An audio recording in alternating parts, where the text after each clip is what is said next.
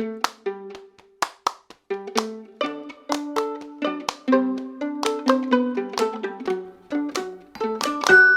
was working with a first grade class, and there was a little boy who really wasn't speaking.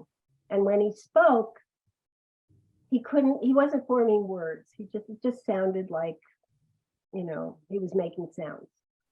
And so he did it very rarely.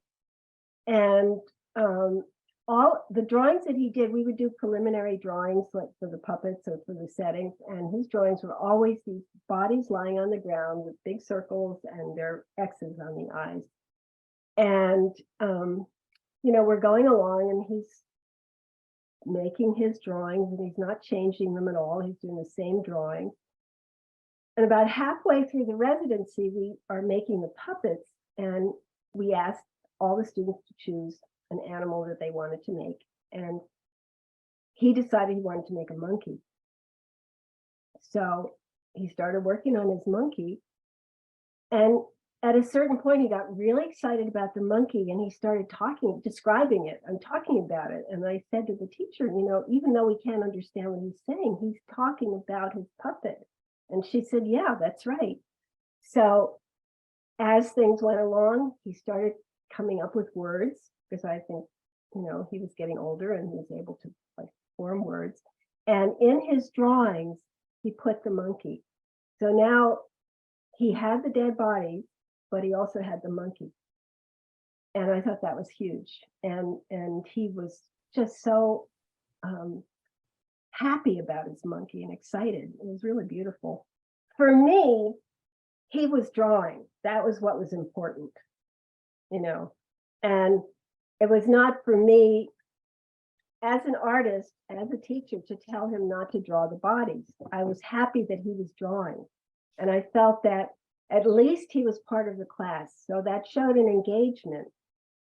And it also showed that he liked to draw, and not only did he like to draw, but this drawing was his way of talking, because he was having a lot of trouble speaking and speaking clearly.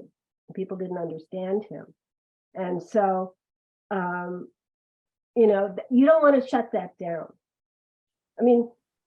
It's not like he was drawing people shooting each other or being violent with each other. He was showing something that I believe he saw, and really was working through.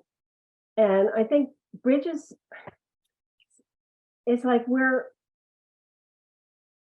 we support expression, we support children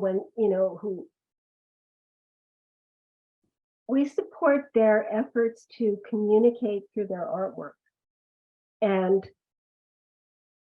our aim is to give them language and skills to do that better, to do that as well as they can. And in their evolution, they start to open up to parts of themselves and to their own experiences. They open up to their peers, they open up to the teachers.